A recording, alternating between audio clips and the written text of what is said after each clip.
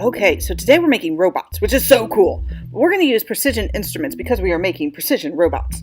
Now, first I'm going to teach you about compasses. This is kind of an old style compass, old school, very traditional, found a lot in school. You slip your pencil in there and you spin it around, and you got to keep your hand up straight, and it's a little tricky. It's not my favorite kind of compass, but you can get really big circles and you can get really tiny circles, so that is an advantage. Also, the poker does poke a hole, so you'll never forget where the middle is. The other kind of compasses are safety compasses, like this. Now, this one is the one that we're going to be using in my classroom, but you might be using a different one.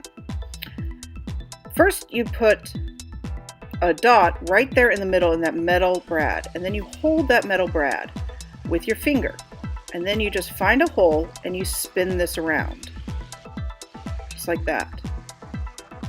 Now, if you get off, because you marked where that hole is, you can just put it right back and you'll find your place again. So because I put a mark in that middle metal brad, I just line it back up and then find the same hole and just spin my compass around.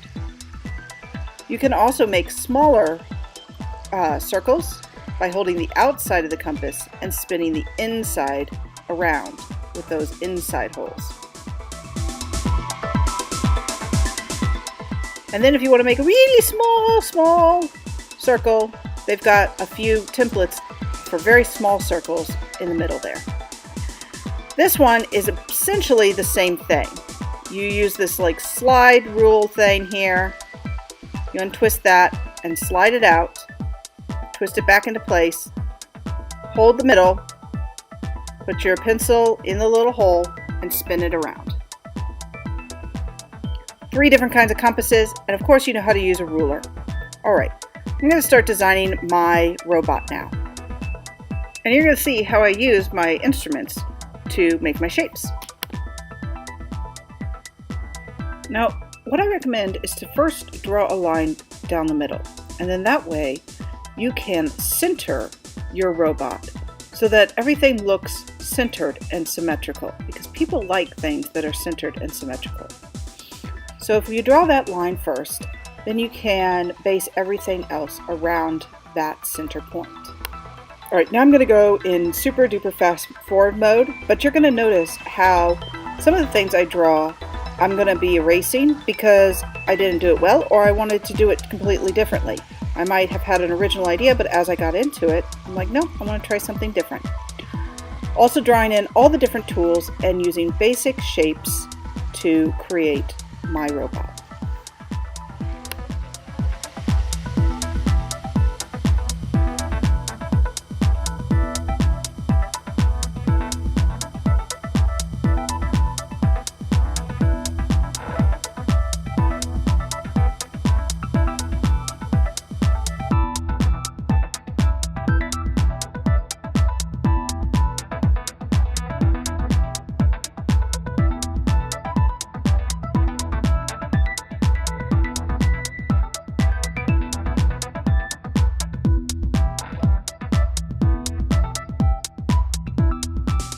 Once you're done designing your robot, get a Sharpie, and you can use your instruments to help you trace so that you're right on that line, or you can just trace it freehand, whichever you're more comfortable with.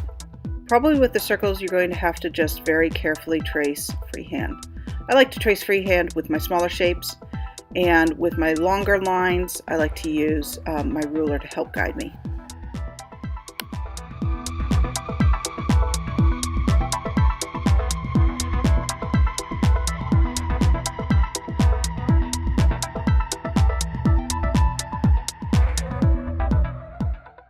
And then when you are all done tracing, you're done for today, because I need to run this through the copier and make 2 copies for you for the next step.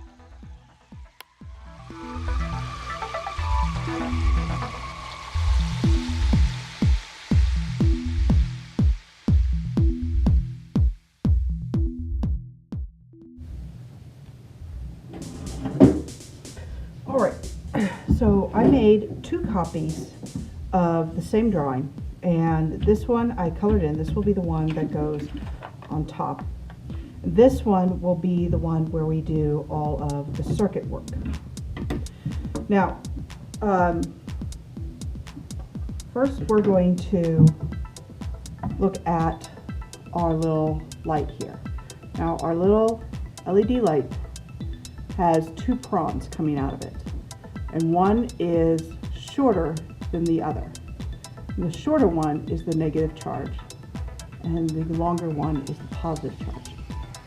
When we look at our battery, we have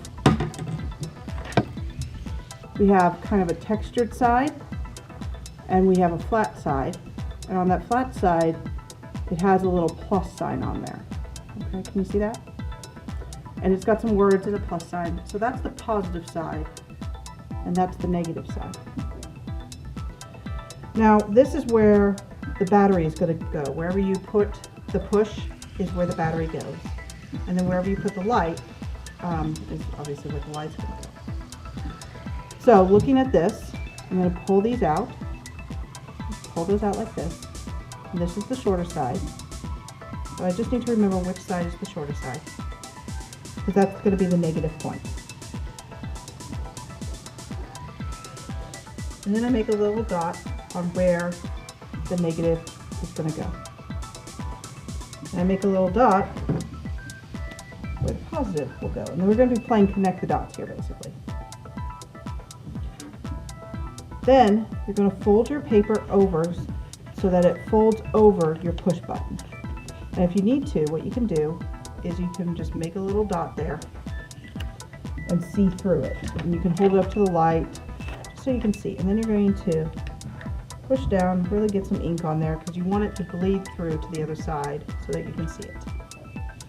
All right, because what we're going to do is we're actually going to go past it and come back at it, so that when it folds, it's going to complete that connection.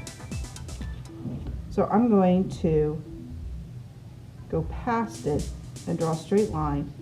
Now, I can't draw a straight line without passing through this, and we don't want to pass through the battery.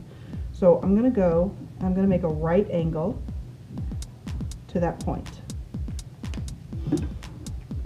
For the negative charge, I'm just going to go straight to where the battery is going to be. Then you're going to bring that to the teacher to double check to make sure these connections are correct. Okay. So we need to make sure that there's a connection that goes onto the negative part of this. And you want to make sure it's nice and clean. I had a little bit of gunk on it. So got that gunk off. And you're going to get some of this copper circuit tape. So this circuit tape is really cool because it is copper wire, or I mean not wire, it's copper tape that will create a circuit. So here's enough to reach from here to there. Just tear that off. And then, like a sticker, you're going to very carefully peel it off. And you want to carefully peel it off and slowly peel it off, because this curls really badly on you. See how curly that is? You want to hold one end and lay it down as you peel it. Now if it tears, that's no problem. Just lay it on top, because this particular circuit tape is conductive on both sides. So it can just lay on top of each other. Now some conductive tape is not conductive on both sides, so you need to be careful if you wanted to do this at home to make sure you get that. Okay, so there it is. So now I have a circuit going from my battery to the negative point there. And I can tape that down. And you want to tape it down, have enough tape that's taping it on the paper and on the circuit tape. All right, and now I'm going to make my positive charge here. same idea. I'm going to lay it down to here.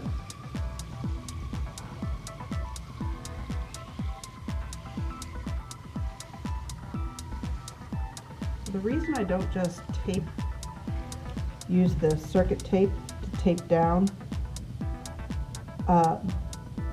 my light, the little prong on my light, is because this tape is very fragile, and I've noticed that it just tears if you do that.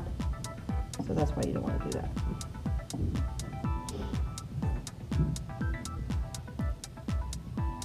And then just across like that. You want to make sure that you never cross positive and negative. Positive and negative can never cross. So otherwise it will short out. Okay. And then tape down the little wire really well.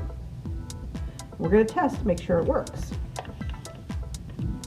So there it is. So it works. That's great. So it works right there. Then go to the teacher, and the teacher will just put a little dot of hot glue just to hold it in place.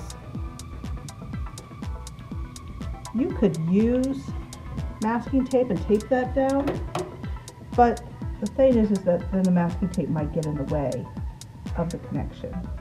And this just holds this in place so well. Just like that. Wonderful.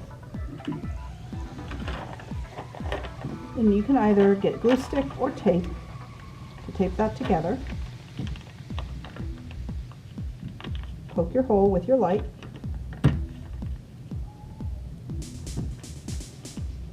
And then when people push your button, the light goes on.